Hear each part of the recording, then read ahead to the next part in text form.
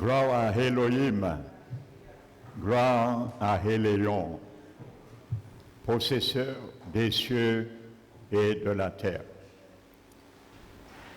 C'est en ce grand nom nous sommes réunis, Seigneur, devant ton conseil, qui nous sera exalté par l'assistance et la puissance souveraine de ton Esprit Saint au milieu de nous et en nous. Je m'humilie, Seigneur, pour cela, sous ta main toute puissante, afin que je sois qu'un gant ce matin et que ton Esprit soit la main pour me conduire. Dans toute parole, Seigneur, que tu mettras dans ma bouche, afin que chacun de nous puissions faire bon usage à tes préceptes, car elles sont toutes salutaires, vie et esprit. Tes paroles ont été éprouvées 7 fois, purifiées, et nous ne devons rien y ajouter de peur d'être reconnus menteurs. Alors c'est pour cela, Seigneur, dispose les cœurs pour recevoir, Seigneur, ce qui concerne l'état des cœurs de ton peuple du 21e siècle et dont toi tu avais prophétisé longtemps en avance qui nous concernait. Afin, Seigneur, que chacun puisse se reconnaître, afin que, Seigneur, chacun puisse s'analyser et que chacun puisse prendre une ferme résolution pour savoir aujourd'hui dans quel rang nous sommes, pour savoir aujourd'hui l'objectif suprême de l'Église du Seigneur, qui est son corps, qui a été payé à un grand prix. Merci, Seigneur, que ton onction tombe sur moi ce matin, afin, Seigneur, de me conduire dans tes préceptes et dans ce message, Seigneur. Nous t'élevons, nous te bénissons, et que seul ton nom soit magnifié, glorifié, exalté dans ce lieu. Au nom puissant de Jésus-Christ. Amen.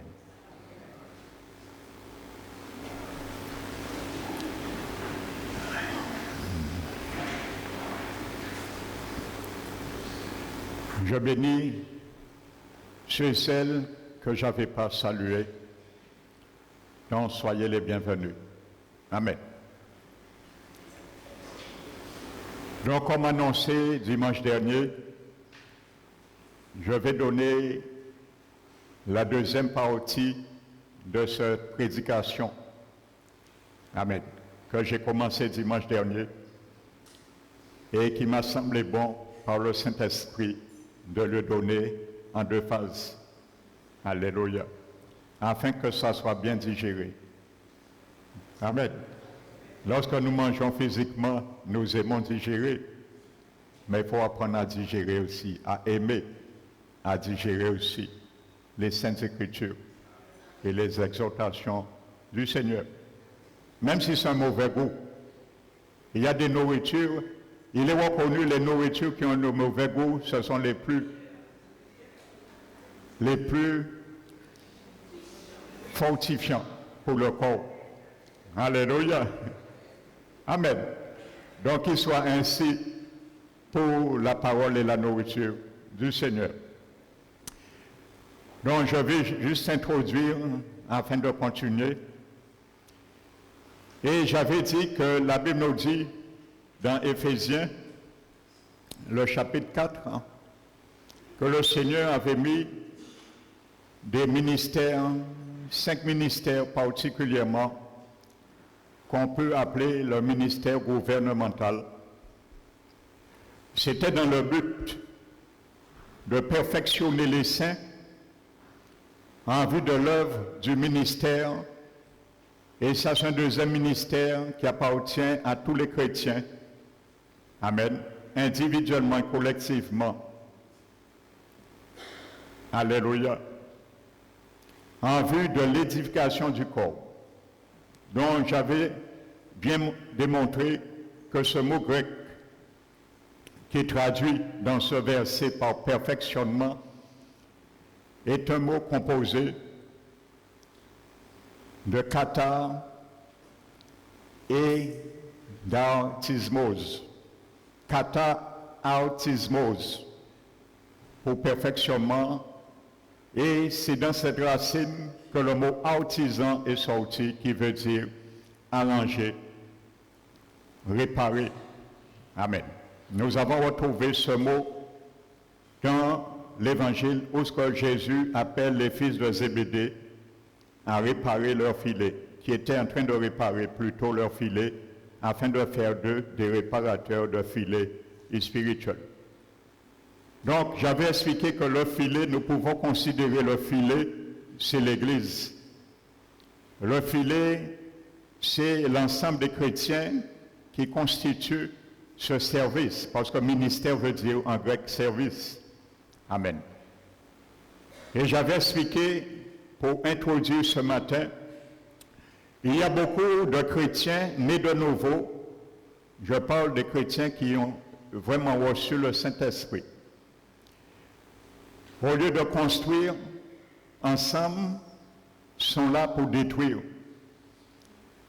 Au lieu de souder, réparer le filet, la faiblesse de l'Église, ils sont là pour détruire et accentuer la faiblesse. Alléluia.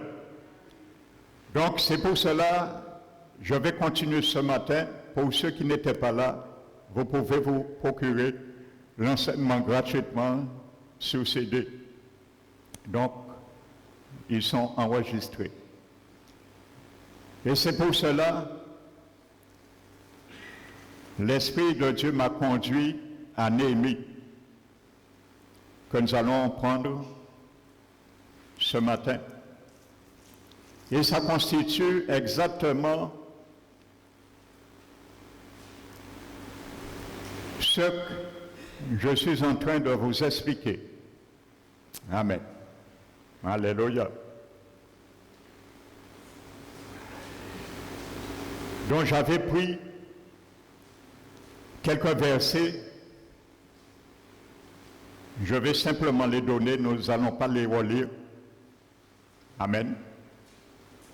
Dans Néhémie, le chapitre 3, je prends le soin de rappeler, la répétition est salutaire, au chapitre 2 et au verset 19. Et il y avait un homme à la personne de Sanballat et Tobija qui était contre la reconstruction de la maison de l'Éternel. Amen. Et ça, nous allons le comprendre. Et il y a beaucoup de chrétiens nés de nouveau dans les églises aujourd'hui. Ils sont mécontents, ils font mauvais visage lorsqu'ils entendent que le Seigneur est en train de construire et de restaurer son Église. Parce que eux, leur objectif, c'est de détruire et de détruire l'œuvre du Seigneur. Alors, il y a de temps à autre, il y a quitté, il y a parlé encore, il y a dit, oh, l'Église a dévidé, pas ni pour le monde, il y a content, il y a réjoui. Et c'est pour cela, je disais que Sanballat, en hébreu, veut dire reine déguisée.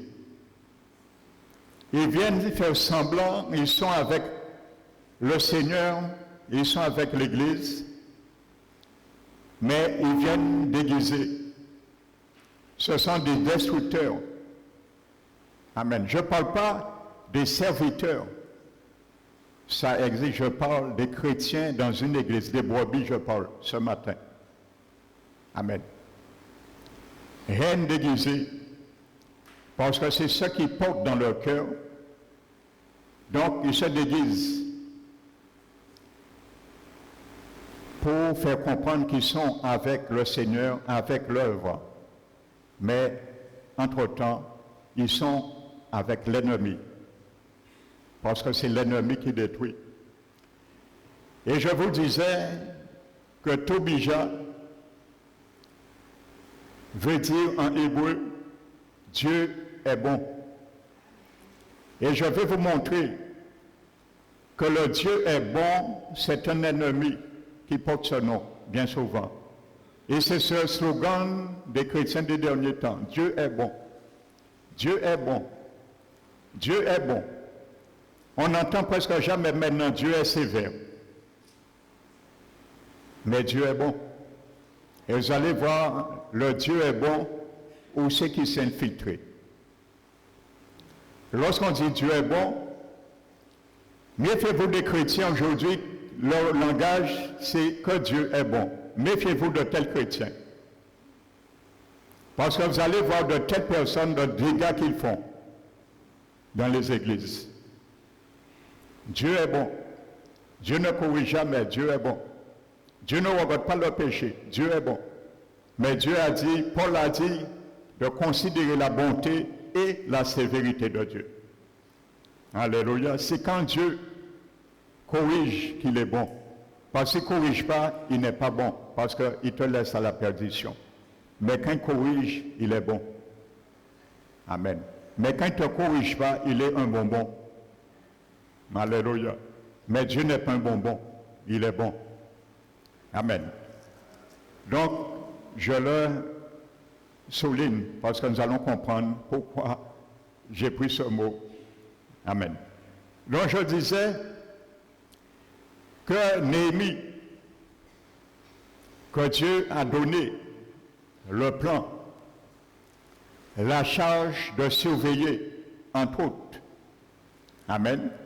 Avec aussi ses collaborateurs, une bonne œuvre pour la reconstruction de la muraille et entre autres de la ville. Donc il avait tout fourni. Amen. Et aujourd'hui, le Seigneur a tout fourni. Et il fournit tout ce qu'il faut pour que nous puissions bâtir sur nos vies et sur l'œuvre du Seigneur. Comme il est dit, pour le perfectionnement des saints. Et j'appelle les 5 ministères gouvernementaux le ministère de la parole. Alléluia. C'est la parole qui construit sur nous. Et c'est pour cela Paul même insiste, même dans les dons. Amen. Qui se manifestent de dons de prophétie, même du glossolalie, avec interprétation. L'objectif, c'est édifier. Et veut dire construire, bâtir, comme on construit, on bâtit un édifice. Amen. Donc si tu n'aimes pas le matériel qui est la parole de Dieu, tu ne pourras jamais construire, ni sur ta vie, ni sur la vie de l'Église. Donc la Bible nous dit, au verset 3, notez, au verset 6, verset 3, verset 6, verset 13, verset 14, verset 15,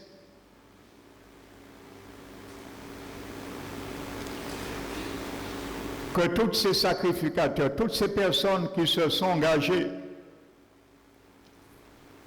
à venir mettre leur contribution, même mise au filet, ils sont venus avec leur cordeau. Amen. Réparer un filet, c'est quoi? Un pêcheur comme les fils de Zébédée qui réparent un filet. Je disais, il y a les anciennes cordeaux qui sont déjà fatigués, fragilisés. Donc le filet avec le poids des poissons, c'est un moment. Et il y a aussi un moment, le ministère de l'Église a du poids à porter, parce que ça, peut-être vous l'ignorez. Mais peut-être les serviteurs sont conscients de ce poids que porte l'Église, le ministère. Amen. Donc parfois, il y a aussi un poids du filet. Et Dieu veut que chacun apporte des cordeaux neufs, la force de chacun pour combler la faiblesse qui sont les cordeaux fragilisés et réparer le filet. Amen. Mais comme je disais, on préfère faire le travail à la place du filet. Et ça ne marche pas avec Dieu. Alléluia. Tu ne peux pas faire le travail à la place du filet. C'est dans le filet que les pêcheurs prenaient le poisson. Donc, Pierre, les fils de Zébédée, ne laissaient pas le filet et plongeaient faire le travail à la place du filet. Ils réparaient le filet. Dieu veut que tu répares les brèches de l'Église. Et n'essaie pas de faire le travail sans réparer. Ça, c'est du déguisement. Amen. Donc, regardez, vous allez lire, à chaque fois, Néhémie a tout donné comme matériel. Et le Seigneur donne à chaque chrétien tout matériel qu'il faut, parce que le matériel, le parpaing, les outils de construction sur ta vie, sur ma vie, dans les vies collectives de l'Église, c'est la parole, exhortation, ainsi de suite. Amen. Tu reçois les mêmes matériels que ton frère et ta soeur. Alléluia. Et je disais dimanche dernier, il y a des chrétiens qui disent, oui, je suis là depuis 10 ans, j'avance pas. Et je disais, pourquoi ton frère et ta soeur qui est là 2 ans, 1 an, 6 mois, avance plus que toi? Parce qu'il utilise les mêmes matériels que tu as. Il faut apprendre à les utiliser et tu vas avancer. Il reçoit les mêmes édifications que tu reçois. Il reçoit les mêmes prédications, les mêmes enseignements et les mêmes prières. Pourquoi beaucoup avancent et toi tu n'avances pas? Le problème n'est pas l'Église, le problème est toi. Interpelle-toi. Alléluia. La Bible dit, Paul a dit, si quelqu'un a sujet à se glorifier, qu'il se glorifie en fonction de lui-même, mais pas en vue de quelqu'un d'autre. Alléluia. Nous aimons trop venir à l'église, essayer de venir avec quelqu'un d'autre, avec ce que Dieu ne nous demande pas de venir, et ne pas essayer de construire avec notre Seigneur lui-même. Si tu as Jésus, tu as tout. Ne regarde pas autour de toi. Jésus n'est pas tout suffisant pour toi. Alléluia. La Bible nous dit dans Marc 9, Alléluia, je crois le verset 2. Jésus prit à part 3 disciples, apôtres, Pierre, Jacques et Jean, son frère, et il les amène sur une autre montagne. Amen. C'est une expérience. Et la Bible dit que Jésus est transfiguré à leurs yeux. Et voici Moïse et Élie, Moïse qui est déjà mort et Élie qui est au ciel, vivant, se présentent à lui. Et parle avec le Seigneur Jésus. La Bible nous dit que Pierre prend la parole et dit, Seigneur, nous sommes bien ici et nous aurions souhaité rester là. Alors nous allons bâtir une tente pour toi, une tente pour Moïse et une tente pour Élie. Et la Bible dit qu'il y a une nuée. Lorsqu'il a dit ça à Pierre, il y a une nuée qui envahit le Seigneur, Moïse et Élie. Et ils disparaissent et il n'y a que Jésus qui reste devant eux. La Bible dit, regarde autour, à droite, à gauche. Il n'y a pas ni Moïse, ni Élie, mais pas un seul monde. Jésus. Et Dieu a dit, celui-ci est mon fils bien-aimé. Amen. Donc ne venons pas à l'église avec autre chose que Jésus. Alléluia. Beaucoup viennent, ils regardent à droite, autour, pour voir s'ils peuvent venir avec quelqu'un d'autre. Quand tu viens à l'église, viens avec Jésus seul. Ne fais pas de compétition avec Jésus. Quand il y a compétition avec Jésus, Dieu va briser la compétition. Alléluia. L'Éternel a retiré Moïse et Élie. Il a dit non, c'est Jésus seul pour les autorités éveillées. Pas ni Moïse et Élie. Pas ni compétition. Alléluia. On ne fait pas de compétition avec la parole de Dieu. Alléluia. Amen. Donc je disais, il a donné les mêmes instruments. Ils ont tous utilisé les 3 instruments pour bâtir chaque porte. Amen. Vous savez, une porte, c'est un accès. Et quand la Bible parle des portes, bien souvent, la Bible emploie ce terme métaphoriquement qui veut dire décret gouvernemental. Alléluia. Alléluia. Et c'est pour ça que Jésus avait dit, les portes de l'enfer ne prévaudront pas contre son Église. Les décrets gouvernementaux du royaume des ténèbres. Amen. Il avait donné les bâtons, il avait donné les verrous et il avait donné les barreaux. Donc vous allez voir, tous ces gens, ils se sont unis, ils ont posé les bâtons, ils ont posé les verrous et ils ont posé les barreaux, sans exception. Amen. Mais il y a un, il n'était pas d'accord aux réformes de Néhémie. Amen. Et c'est pour cela son nom ne figure pas dans la liste des dignitaires qui ont signé pour la reconstruction. Amen. Vous allez le lire dans le chapitre 10. Amen. Il y a la liste de tous les noms qui ont signé pour rebâtir, s'engager, pas en déguisement, pas pour détruire, pas pour s'immiscer et détruire l'œuvre, faire semblant construire et détruire. Amen. Son nom ne figure pas.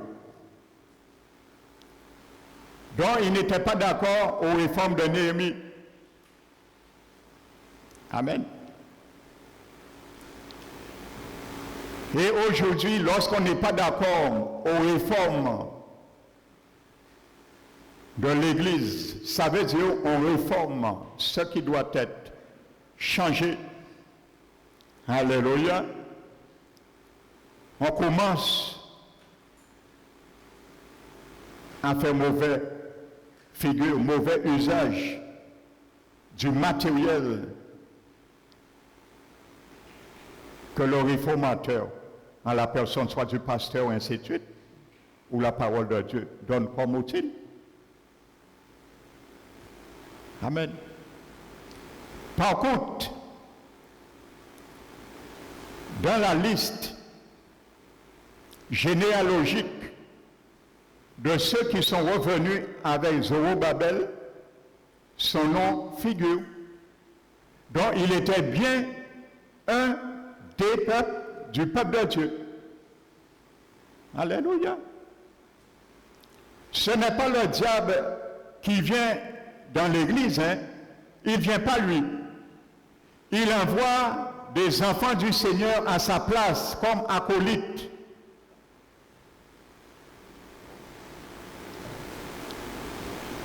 Alléluia. Son nom figure dans la liste généalogique, notez-le, le chapitre 12. Il était parmi le peuple. Amen. Mais lui, il avait un objectif. Faire rentrer l'ennemi. Pendant qu'il fait semblant de bâtir, de construire, hypocrisie, il avait un dessein. Et il utilise les arbres du faubourg de Jérémie 30, je crois. Paul. Les arbres du faubourg sont pernicieuses parce qu'ils ont un dessein coupable pour perdre. Alléluia. C'était son dessein. Il avait un objectif. Et il y a certains qui ont un objectif. Ils ne regardent pas la souffrance des frères et sœurs. Ils ne regardent pas à les épreuves que porte l'Église. Ils ne regardent pas au soutien que le serviteur a besoin dans la prière, ainsi de suite. Mais eux regardent une seule chose, l'état et l'objectif de leur cœur atteint. Parce que la Bible dit, il y a des cœurs qui ont des desseins coupables. Et Dieu hait de tels cœurs. C'est dans Proverbe 6. Donc cet homme avait ce dessein. Et vous allez voir, il va mettre de côté, il va trier. Aujourd'hui, c'est ça qu'on fait. Il y a des chrétiens, ils ont qu'à trier parole à bon Dieu. Et ils ont qu'à penser ça et qu'à concerner eux pour faire l'hypocrisie, pour se masquer. Ils ne prennent pas tout les paroles. On l'a dit que c'est pour le perfectionnement des saints. Ils prennent ce qu'ils veulent. Ils font tri. Comme je disais, le quoi bon petit monde manger du riz et lentilles. Si peine mes lentilles, il a trier toutes lentilles, il a prendre tout le temps.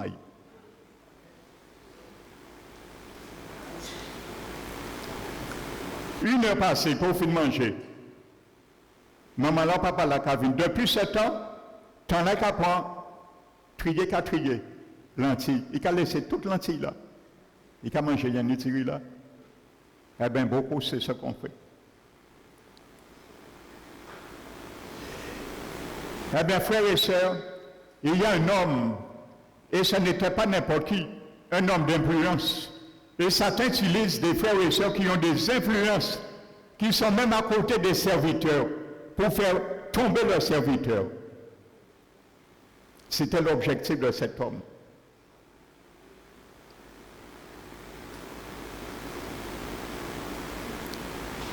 Amen. Il s'appelle Eliashib. Regardez le verset 1, chapitre 3. Eliashib, le souverain sacrificateur, se leva avec ses frères, les sacrificateurs, et ils y bâtirent la porte des brebis. Il n'a pas choisi n'importe porte, hein. Vous savez, la porte des brebis, c'est par cette porte, pour entrer dans le temple à Jérusalem, que on entrait pour apporter les brebis pour être sacrifiés. Ça s'appelait la porte des brebis. Et c'est dans cette porte que Jésus est rentré un jour pour aller dans la piscine de Bethesda. Jésus était rentré par cette porte et qui a bien montré où il y avait le Seigneur. Amen. Et ils bâtirent la porte des brebis. Ils la consacrèrent et en posèrent les battants. Alléluia. En posèrent les battants. Mais où sont les verrous et les barres qu'Ennémi baille? Où sont les verrous et les barres de la parole de Dieu? Où c'est que tu les as mis ce matin? Dieu nous parle ce matin.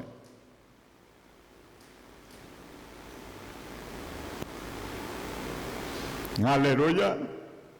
Et il y a beaucoup aujourd'hui, ils ont mis ces verrous et ces bâtons, ces barres plutôt, en mauvais escient, mais ils ne sont plus parmi nous. C'est Dieu qui les a retirés. Et de plus en plus, croyez-le pas, c'est une réalité. Dieu va les retirer. Tous ceux et celles qui vont avoir un objectif pour détruire l'Église, le Seigneur va les retirer. Et vous allez le voir. Alléluia. Prenez bien que vos yeux soient ouverts ce matin. Alléluia. C'est des messages peut-être on n'aime pas entendre, mais c'est des messages du dernier temps. Alléluia. Amen. Vous savez, il y avait un apôtre qui était de passage en Guadeloupe. Je ne le dis pas pour m'élever, je le dis avec humilité. Pour peut-être ceux et celles qui jouent encore avec la parole de Dieu puissent être réveillés. Il nous a visités. Il vit aux États-Unis. Et lorsqu'il est venu, il m'a vu après, il m'a dit, Pasteur Emmanuel, tu as un message des derniers temps. Prêche la parole, quoi qu'il t'arrive, parce que ce message, beaucoup ne vont pas l'aimer, mais prêche la parole. Je le dis, je sais, et je confirme ce que tu me dis, parce que le Seigneur lui-même me l'a déjà confirmé. Amen. C'est des messages des derniers temps. Amen. Parce que maintenant, c'est Dieu est bon. Dieu est bon. Je marche nu. Dieu est bon. Je cherche querelle avec tout le monde. Dieu est bon. Ainsi de suite. Eh bien, vous allez comprendre pourquoi cet homme n'a pas utilisé ni les barres et ni les verrous. Parce qu'il vit dans un déguisement.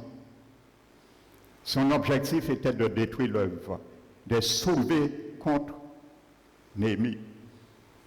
Et sa pauvre, comment il s'est pris, sa pauvre qu'il avait bien un dissentiment avec Néhémie. Mais le Seigneur a ouvert les yeux de son serviteur. Amen. Regardez quelque chose. Le chapitre 7, verset 3. Je leur dis, les portes de Jérusalem ne s'ouvriront pas avant que la chaleur du soleil soit venue. Et l'on fermera les battants au verrou en votre présence. Les habitants de Jérusalem feront la garde, chacun à son poste, devant sa maison. Amen. Les verrous et les barres, c'était pour sceller, empêcher l'ennemi d'entrer. Alléluia. Donc c'est simple. Si tu n'as pas de verrou, tu n'as pas de barre, l'ennemi peut rentrer. Amen. Néhémie chapitre 7, verset 3. Bon, il était déjà allié, ennemi là, il a son plan. Et il y a beaucoup, au lieu de construire, frères et sœurs, ils entendent la parole. Il y a certaines personnes qui sont amères. Il y a certaines personnes qui vivent dans l'animosité entre frères et sœurs. Il y a certaines personnes qui vivent dans la compromission. Ils entendent ça. C'est verrou et bat que l'Éternel cabao. Il n'a pas utilisé même pour fermer porte à l'ennemi là. Mais il laisse ça volontairement pour laisser l'ennemi rentrer. Amen. Il n'a pas laissé l'ennemi rentrer. Mais tu verras où que tu donnes, l'Église donne droit à l'ennemi. Ce que tu retires, le trou qu'on met, l'ennemi va le prendre, ce trou. Amen. Donc, il savait ce qu'il faisait. Amen. Donc, voyez, l'objectif des verrous et des barres, c'était pour protéger. C'était pour réparer le filet. Amen.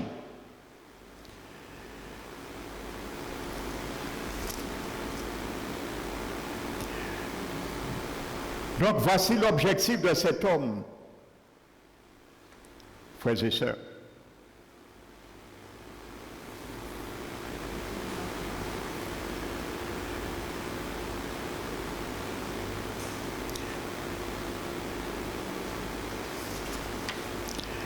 Et vous savez, en absence de Néhémie, c'est en son absence que ça a été fait.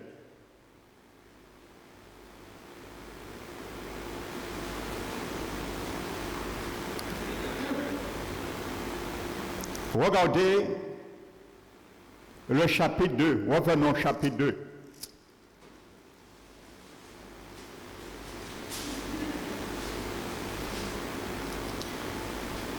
Verset 10.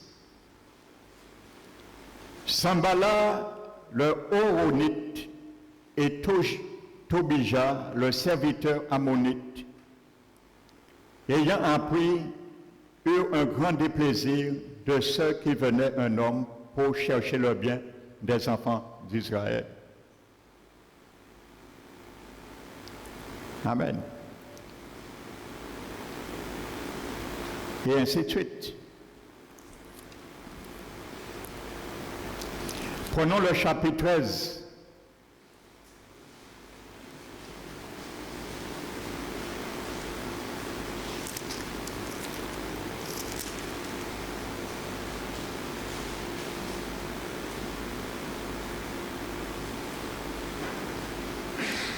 Regardez encore le verset 7 du chapitre 4. Mais Sambala, Tobija, les Arabes, les Ammonites et les Asdodiens furent très irrités en apprenant que la réparation des murs avançait et que les brèches commençaient à se fermer. Amen.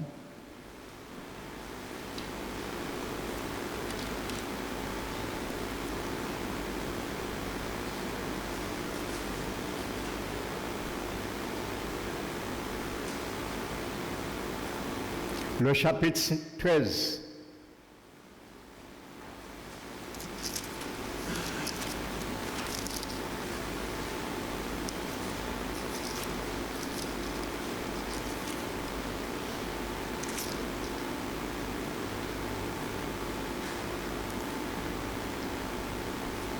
Le chapitre 12, je vous dis,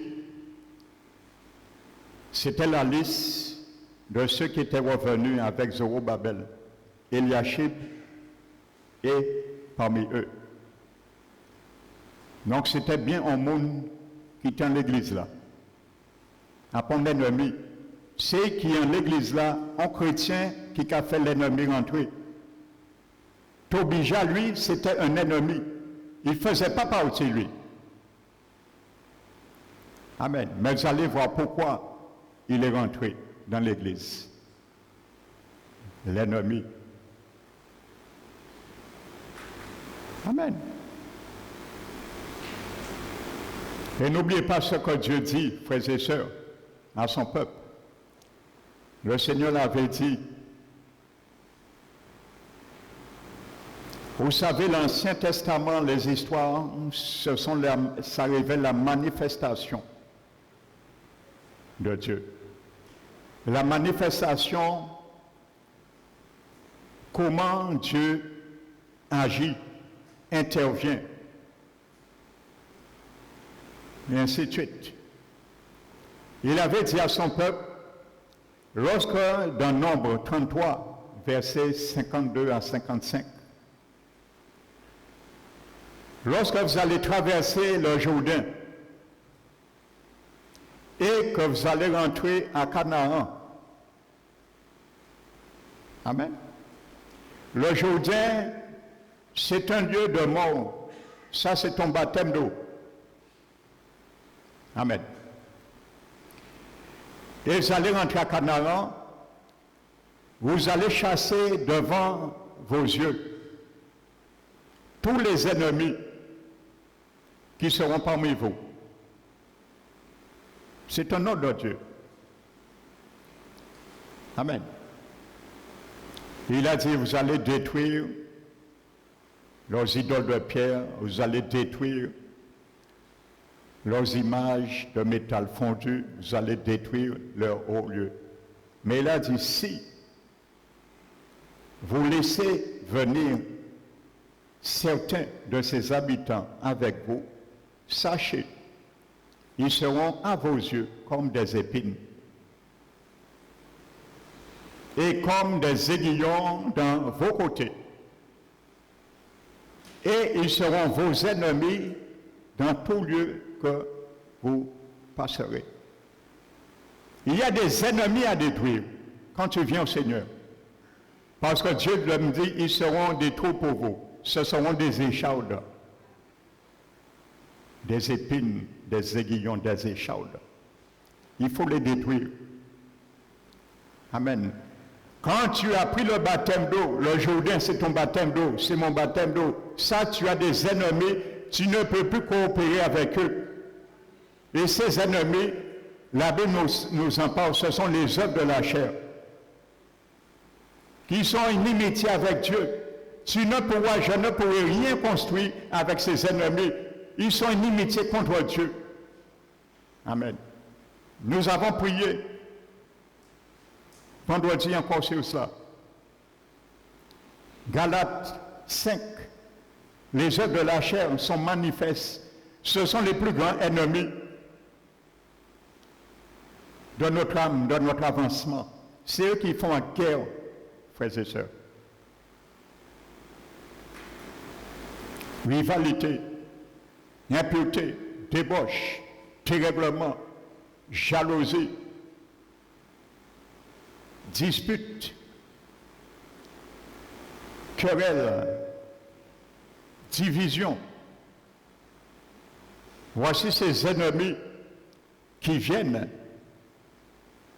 Et bien souvent, nous avons ces tendances. Ce sont des ennemis de notre âme. Nous le savons, nous ne les cultivons pas. Nous ne cultivons pas notre salut pour les mettre dehors, pour triompher d'eux. Mais nous voulons parfois faire semblant, comme Eliashib. Mais nous apportons et nous ouvrons des portes dans l'Église à l'ennemi, c'est normal.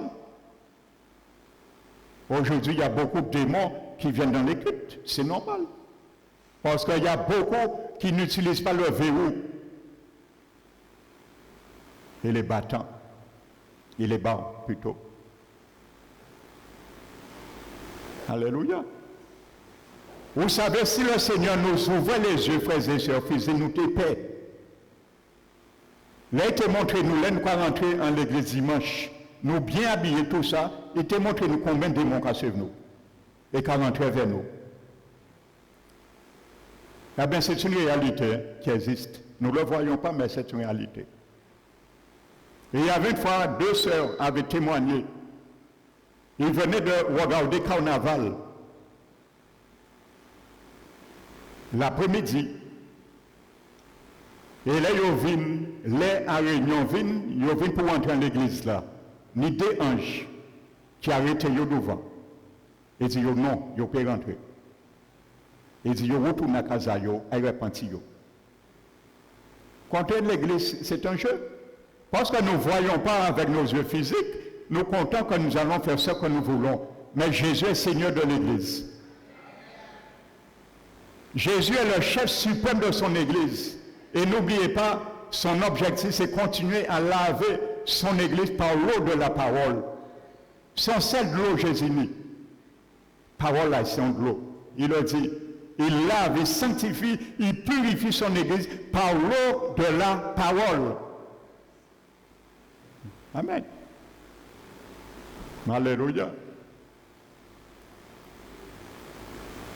Et le Seigneur dit aussi, un verset qui me vient dans Exode 23, toujours à son peuple qu'il parle.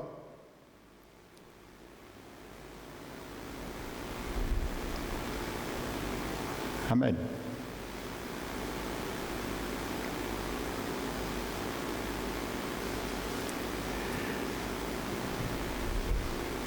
Prenons ce texte. Je crois Exode 23.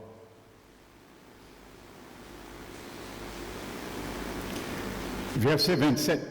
J'enverrai ma terreur devant toi.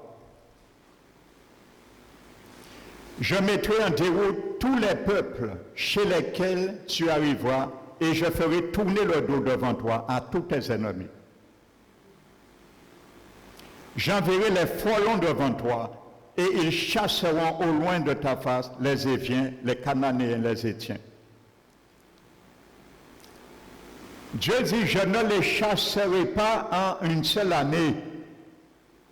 Lorsque Dieu ne te châtie pas tout de suite, tu continues à dire Dieu est bon. Mais il attend, il est un Dieu patient. Je ne les chasserai pas en une seule année. Pourquoi? De peur que le pays ne devienne un désert et que les bêtes des champs ne se multiplient contre toi. Mais je les chasserai peu à peu, afin que tu augmentes en nombre et que tu prennes possession du pays. C'est pour ça que le Seigneur ne délivre pas tout de suite certains chrétiens. Lorsqu'on est démonisé, parce qu'on aurait perdu la saveur de la bonté de Dieu. Il ne nous délivre pas en une seule année. Et ça, c'est valable pour la délivrance. Et il y a des chrétiens qui ne comprennent pas, il faut qu'ils attendent. Quand Dieu permet qu'ils attendent pour leur délivrance.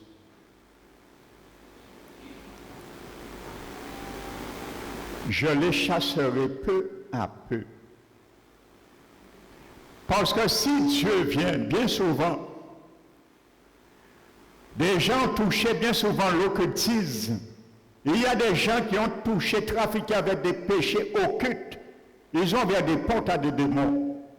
Si le Seigneur venait, un coup de baguette magique, il te délivre dès que tu reçois le Seigneur. Bien que ça arrive, il est souverain. Amen. Mais ce n'est pas la norme, la règle. S'il le faisait, tu n'as pas pris conscience, eh bien, Dieu dit à Moïse que le pays serait déserte. Ton corps sera nickel. Oui. Mais les bêtes sauvages peuvent se multiplier contre toi. Parce que Jésus a dit, lorsqu'un démon quitte un corps, et le péché revient, il revient avec 7 démons plus méchants que lui. De peur que les bêtes sauvages ne se multiplient contre toi. Donc Dieu sait pourquoi il fait. Le Seigneur sait pourquoi il attend. Et ça, je l'ai remarqué, je le dis, c'est par expérience. Dans le ministère de la délivrance que nous faisons ici, j'ai remarqué à 80% des gens qui sont délivrés rapidement, ce sont des païens, contrairement aux chrétiens. Tous ceux qui font la délivrance dans ce ministère ici, avec moi, ils peuvent le confirmer. Pourquoi ça? Parce que les païens, ils ne connaissent pas Dieu. Dieu les fait grâce. Mais quand tu connais le Seigneur, et on a compris bien souvent, ce sont des chrétiens qui avaient déjà reçu le Seigneur des années avant. Ils ont ouvert des portes et des esprits sont rentrés. Donc ça veut dire que ça pire délivrance là pour eux. Donc il faut attendre. Il faut attendre. Le pasteur a l'onction, mais c'est Jésus qui motive l'onction. Et c'est ça que beaucoup ne comprennent pas. Et il y a plus vite qui onction à bon Dieu des fois. Là, il y a plus vite qu'il y a bon Dieu qui a dit aller. Amen. La sainteté, nous l'avons chanté, convient à sa maison. Amen. Revenons à Néhémie.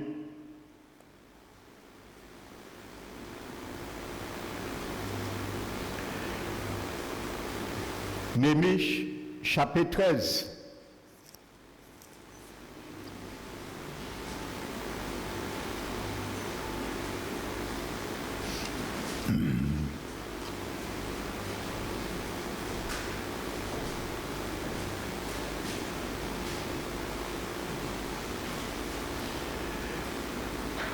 La Bible nous dit, au verset 6, Néhémie n'était point à Jérusalem quand tout cela eut lieu.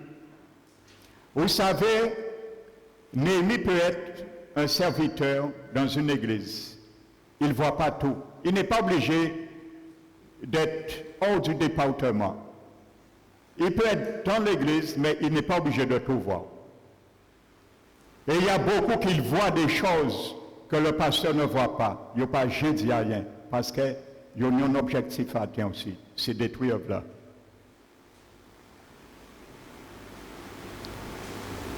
Amen. Le pasteur ne contrôle pas tout, il ne voit pas tout. Vous pensez, quand je prêche, je leur dis, vous ne savez pas faire la différence peut-être que moi je fais lorsque je prêche sur l'onction. Il y a des choses que je ne peux pas vous expliquer, il faut le vivre. Vous savez, il m'arrive parfois d'être sous l'onction et de prêcher. Un enfant peut passer devant moi, crier là, je ne vois pas, je ne l'entends pas. Ça va vous choquer, mais c'est déjà arrivé, ça arrive. Et bien souvent, on me dit, ouais, tu n'y brûles pas, t'en as pas, je n'ai rien entendu. Je ne mens pas, je n'ai rien entendu. Amen. Pourquoi? Parce que l'onction du Seigneur me conduit. Parce que l'adversaire parfois vient pour éteindre l'onction. C'est un stratagème du diable. Mais le Seigneur fait de sorte que l'onction ne s'arrête pas. Parce que c'est un objectif atteint. Eh bien souvent, c'est le cas. Et bien, on dit, ouais, pasteur là qu'a laissé, pasteur là. Mais toi qui l'as vu, pourquoi tu ne viens pas dire le pasteur après? C'est très simple. Au cordeau neuf là, on y met en haut. Où est ton cordeau neuf? Pour apporter à l'édifice, pour réparer le filet. Donc tu viens et tu te mets dans les clans de ceux, au lieu de construire, qui laissent le trou. Amen.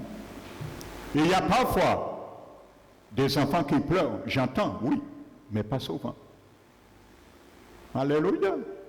Donc Néhémie n'était pas là, il ne voit pas tout, il ne contrôle pas tout. Mais il y a ceux et celles qui sont à ses côtés, pour cela aussi. Parce que l'église n'est pas le pasteur, l'église est tout le monde. Et Dieu dit que veillez, que personne ne se prive de la grâce de Dieu. De veiller, ce n'est pas le pasteur à veiller, c'est chacun à veiller à cela. Veillez, il ne dit pas le pasteur doit veiller. Veillez à aucune ne se prive de la grâce de Dieu. Et à ça, aucune racine d'amertume ne puisse s'implanter et faire des rejetons et infecter. Ce n'est pas le pasteur à veiller cela. Quand il y a des commérages, des sectes, ça s'appelle des sectes. Paul en parle dans Galates 5. Les fruits, les œuvres de la chair, les sectes, ça veut dire les clans, les réseaux.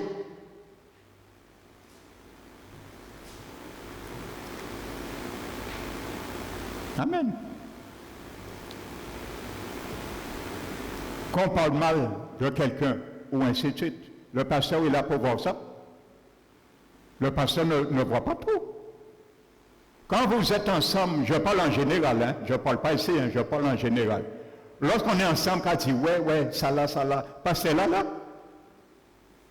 À moins, il a réveillé l'esprit en moi, et mon esprit peut-être est parmi vous, comme il a fait un jour Élisée, son esprit était avec Géasi. Lorsqu'il a fait une transaction pour prendre bien là que Naaman devait offrir à Élisée, il a refusé.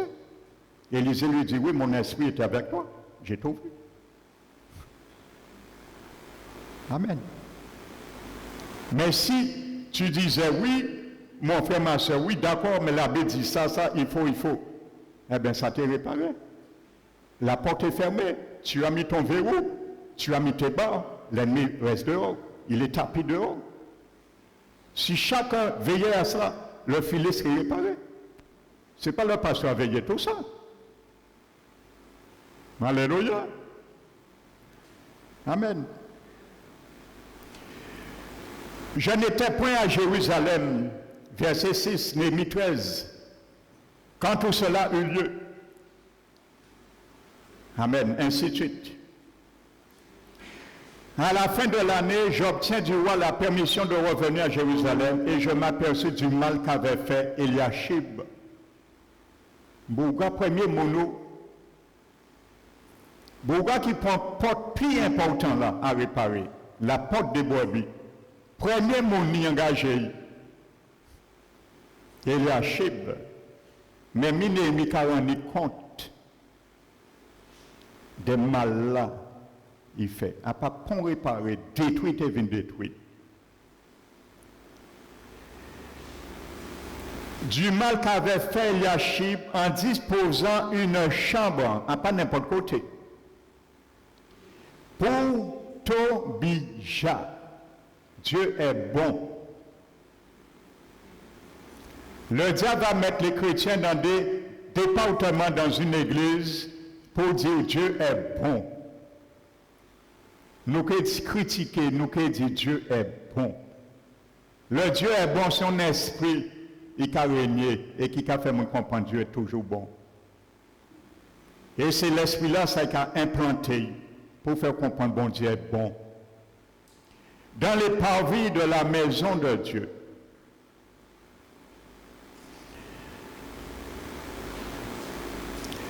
Regardez le verset 4. Toujours chapitre 13. Avant cela, Eliashib établit dans les chambres de la maison de notre Dieu et parlant de Tobija. Amen. Tobija, c'était un ennemi. Eliashib faisait partie du peuple de Dieu. Un homme très influent, souverain sacrificateur. Amen. Aujourd'hui, beaucoup ne vivraient pas serviteurs là, parce qu'ils connaissent éthique, caractère saint à serviteur là peut-être. Et qu'il y avait d'autres mondes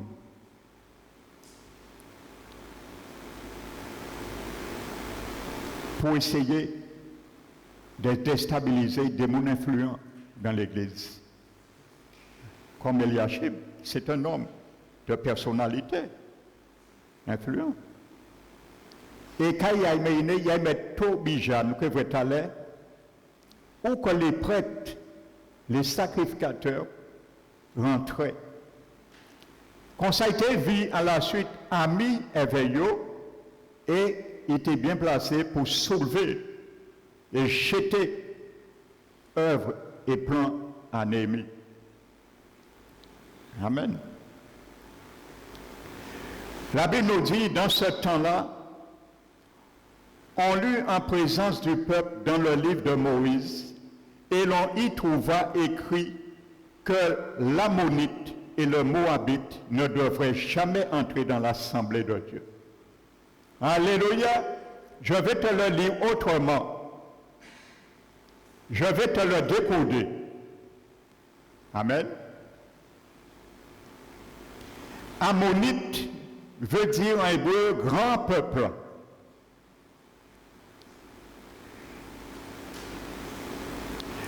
Et Moabite, non seulement veut dire fornication, mais veut dire issu d'un père.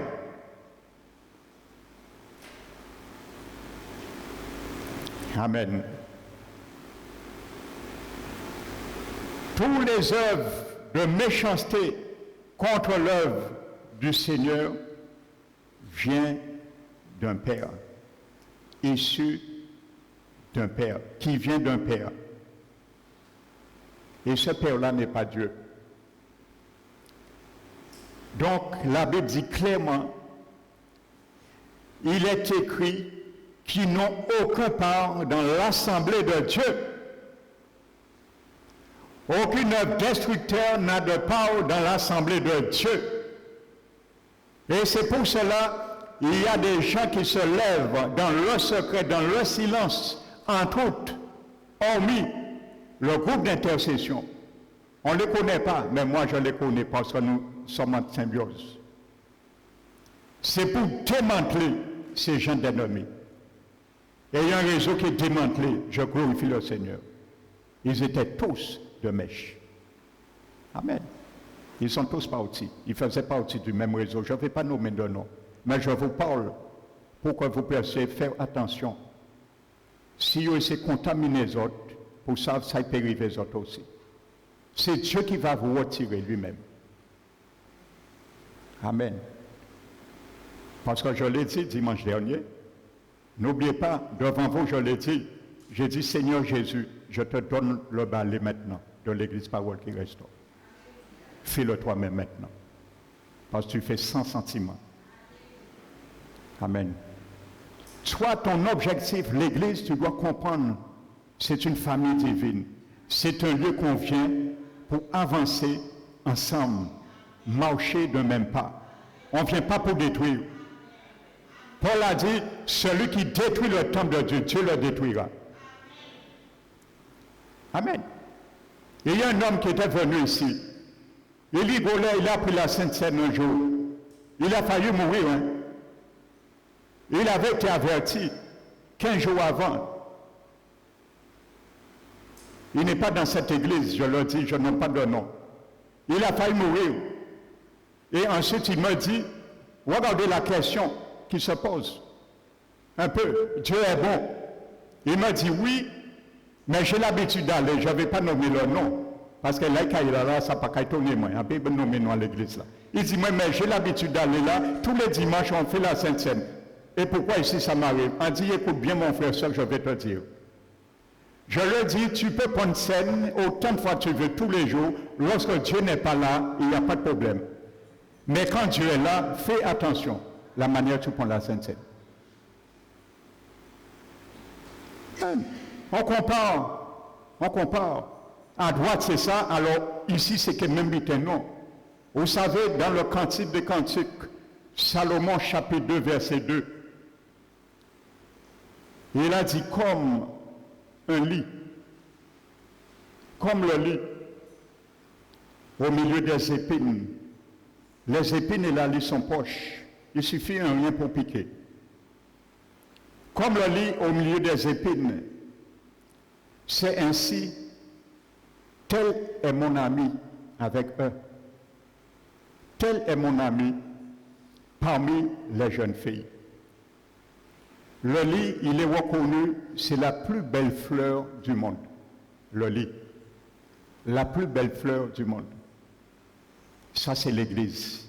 La femme de Jésus, l'Église. Il y a une seule. Comme le lit, pas les lits, le lit. Au milieu des épines. Les épines, ce sont les évangiles falsifiés. Ce sont les évangiles arrangés pour attirer du monde. Ce sont les évangiles, les églises de braderie. Aujourd'hui, il y a beaucoup d'églises, on aurait pu mettre à l'entrée braderie, parce qu'on brade l'évangile. On fait l'évangile descendre à bon marché. Il n'y a plus de sainteté. Tu vis comme tu veux, tu marches comme tu veux. Jésus regarde la même chose. On fait descendre le standing de la sainteté. On brade l'évangile. Ils n'ont pas l'église qui peut mettre braderie. Eh bien, c'est ça. L'ami parmi les jeunes filles, ce sont les nouvelles évangiles arrangés. C'est la même chose. Jésus n'est pas venu chercher des jeunes filles, plusieurs jeunes filles. Il n'est pas venu flotter plusieurs jeunes filles. Il vient flotter avec une amie, son église, son épouse, qui sera son épouse. Donc, soit tu es dans l'ami, ou tu es parti des jeunes filles. Soit tu es le lit, ou tu fais partie des épines. C'est un ou l'autre. Tu ne peux pas être le lit et les épines en même temps. Tu ne peux pas être l'ami et les jeunes filles en même temps. Il y a un choix à faire. Amen. Alléluia. Le lit, l'ami, c'est l'église, l'épouse du Seigneur. Il choisit une seule. Il choisit le lit, il choisit l'ami avec eux, une femme. Amen.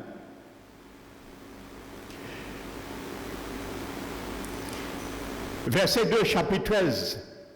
Parce qu'il n'était pas venu devant l'invention d'Israël avec du pain, ainsi de suite.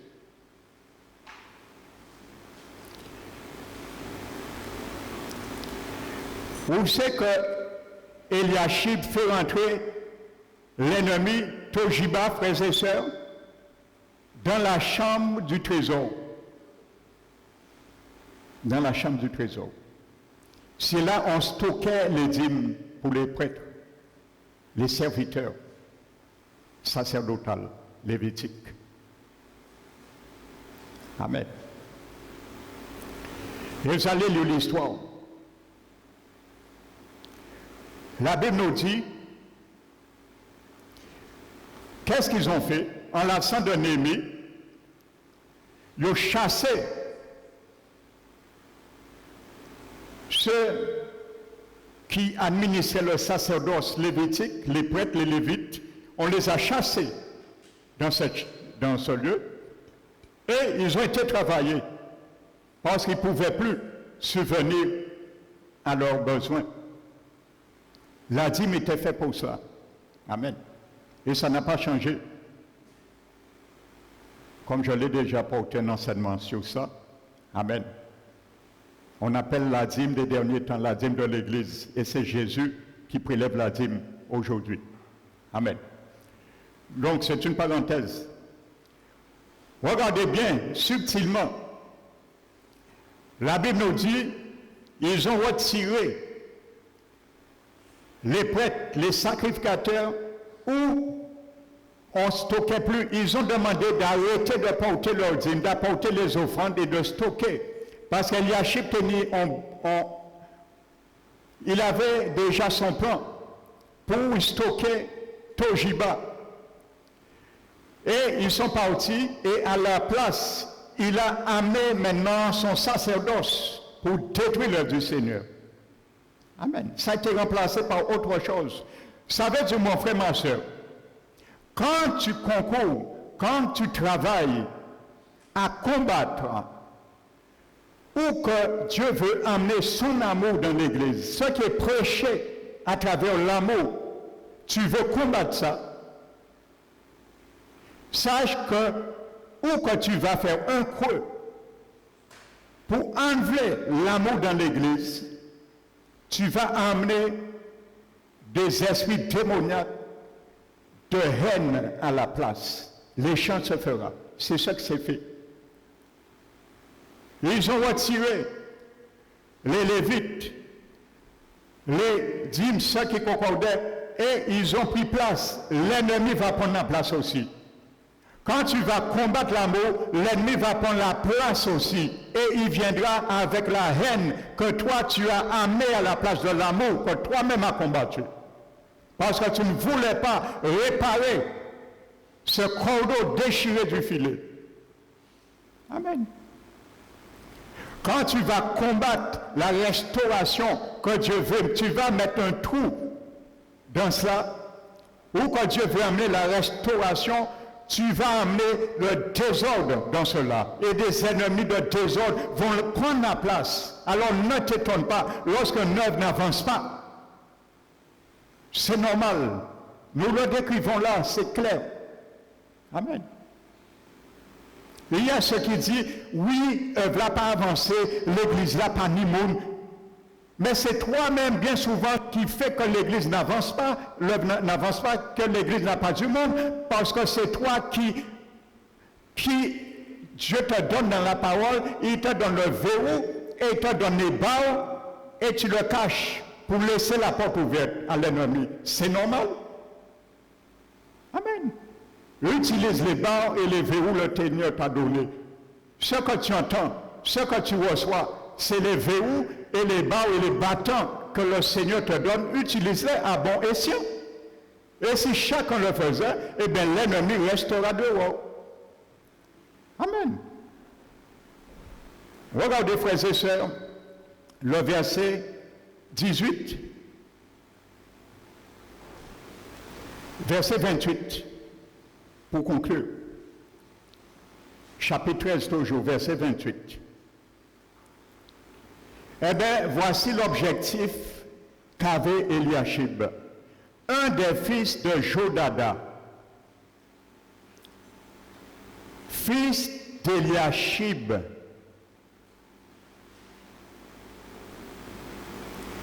Amen. Le souverain sacrificateur était gendre de Sambala. C'était Gendraï. Le Horonite.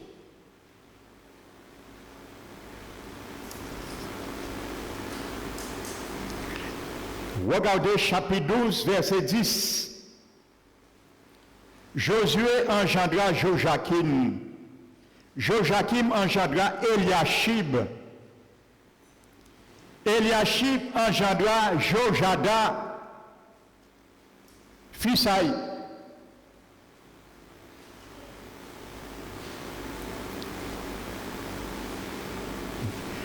Un des fils de Jojada, c'était le fils d'Eliashib, frères et sœurs. Et comme il était de mèche avec Sambala, comment dirais-je, avec Sambala, c'est pour cela qu'il a fait rentrer Tobija dans le temple, son ennemi de l'Église, l'ennemi de Dieu. Amen. Voici son intention. C'était bien conçu, bien réfléchi. Et aujourd'hui, il y a beaucoup qui ont cette mission dans leur cœur parce qu'ils ne veulent pas des modes. Ils ne veulent pas rentrer en marche ce que Dieu dit. Ils entendent, mon frère, ma soeur, repens-toi de diverses façons, va te réconcilier, ainsi de suite. Ils vont arrêter là. Ils vont être tout le monde pour un mauvais regard sur la personne, ainsi de suite. Mais à un moment donné, voici ce que la Bible fera. Verset 29. Souviens-toi d'eux, ô mon Dieu, car ils ont souillé le sacerdoce et l'alliance contractée par les sacrificateurs les Lévites. Je les purifierai de tout étranger et je remis en vigueur ce que devait observer, ainsi de suite. Et la Bible nous montre que Néhémie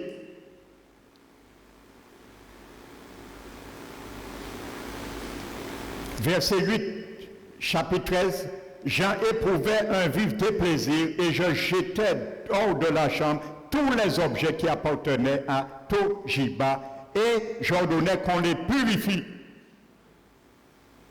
Amen. Il y a un moment, il faut que l'Église soit purifiée. Ça ne peut pas continuer comme ça.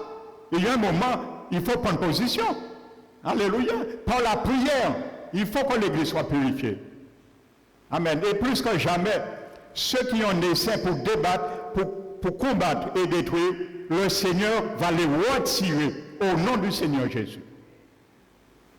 Parce qu'il faut purifier l'œuvre du Seigneur. Il faut que l'œuvre avance. Amen. Lorsqu'il y a des trous, c'est l'ennemi qu'on amène.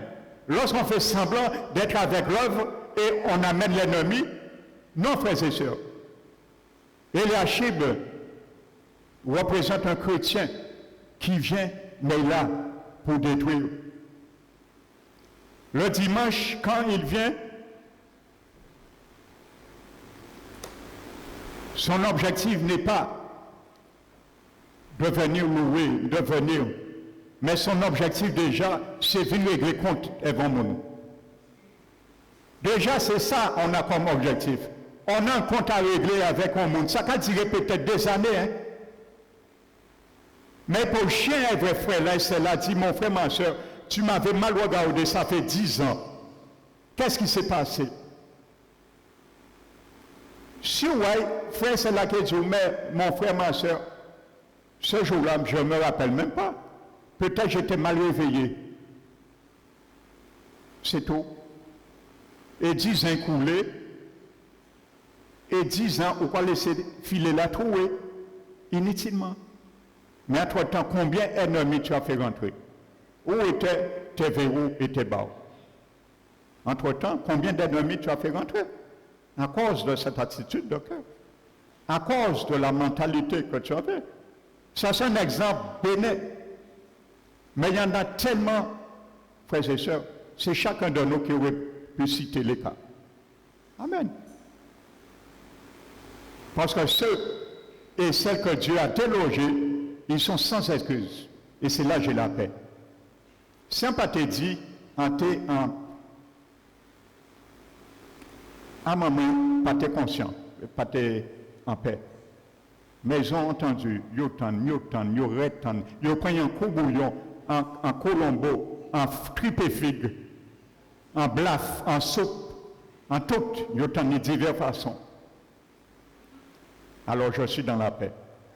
Parce que le Seigneur fait, il faut qu'il nettoie son œuvre. Il faut purifier, il faut mettre dehors tous ses péchés, il faut mettre ça dehors, il faut combattre ça. Et l'Église doit avancer. Amen. Donc ce matin, mon frère, ma soeur, sois celui et celle, quand tu viens dorénavant, continue à venir, si tu as compris l'objectif de l'Église, chaque culte vient avec ton cordeau neuf pour nouer les liens, afin que le filet soit réparé, pour contenir toute la force, le poids de l'œuvre ensemble. Veillez à tout ennemi qui essaie de s'infiltrer, surtout ceux qui se déguisent et faire comprendre qu'ils sont avec toi. Et pendant ce temps, il y a beaucoup de couteaux des doigts. Les démasquer. Amen. Ne sois pas comme la femme de Jéroboam. Son mari lui a dit, va voir le prophète Akija. Il savait qu'Akija l'aurait exalté. Il dit, madame a déguisé, il ne prie pas vrai. Mais Dieu avait déjà parlé à son prophète.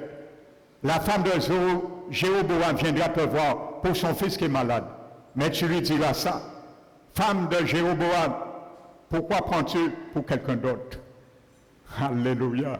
Toi, le Seigneur va te dire, mon frère, ma soeur, il va nommer ton nom. Pourquoi te prends-tu pour quelqu'un d'autre? Tu mets que les battants? Où as-tu mis les verrous et les barres? Pourquoi te prends-tu pour quelqu'un d'autre? Pourquoi te prends-tu pour un constructeur et tu es un destructeur dans mon œuvre? Alléluia. Alors que le Seigneur ne nous dise pas une telle parole. C'est ma prière pour toi et moi ce matin.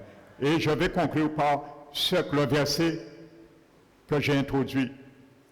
Éphésiens 4.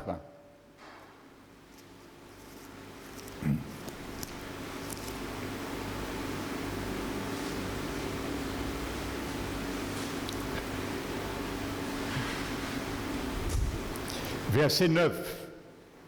Or, quoi signifie? Il est monté, sinon Jésus, qu'il est aussi descendu dans les régions inférieures de la terre. Celui qui est descendu, c'est le même qui est monté au-dessus des cieux, de tous les cieux, afin de remplir toutes choses. Il a donné les uns comme apôtres, les autres comme prophètes, les autres comme évangélistes, les autres comme pasteurs et docteurs, pour le perfectionnement des saints. Si tu es un saint, c'est parce que tu es habité par l'Esprit de Dieu. Ta vie est sanctifiée, tu es mis à part pour manifester la sainteté de Dieu et de combattre les ennemis que tu as laissés venir en passant le Jourdain après ton baptême, après mon baptême. Il faut les combattre, ces ennemis. Ce n'est pas ton frère et ta soeur. Notre plus grand ennemi, premier ennemi, c'est notre âme. C'est là, c'est toqué, les pensées, les rivalités, les meurtres, les divisions, tous les œuvres de la chair. C'est là, c'est stocké. Alléluia. Pour le perfectionnement des saints. Ça veut dire réparer, tisser ensemble, ajuster. C'est ça que ce mot grec veut dire. Katartismos. Amen. Des saints en vue de l'œuvre du ministère et de l'édification du corps de Christ. Amen. Jusqu'à ce que nous soyons tous parvenus à l'unité de la foi. Pas une seule personne, pas le pasteur seulement, tous à l'unité de la foi et de la connaissance du Fils de Dieu, à l'état d'homme fait, à la mesure de la stature parfaite de Christ. Alléluia. Sa divine puissance nous a donné tout ce qui contribue à la vie et à la piété, au moyen de la connaissance de celui qui nous a appelés par sa propre gloire et par sa propre vertu. Celle-ci nous enseigne de sa part les plus grandes et les plus riches promesses, afin que par elles nous devenions participants à sa nature divine, en fuyant la corruption qui est dans le monde par la convoitise. Et la parole de Dieu, Pierre dit, efforcez-vous. Pas le pasteur doit s'efforcer, efforcez-vous. Un effort collectif et individuel. Efforcez-vous. Il y a de l'effort. Il y a la marche. Seconde, lorsqu'on passe la marche arrière, il faut faire un effort, débrayer et le passer pour aller. Efforcez-vous de joindre à votre foi la vertu.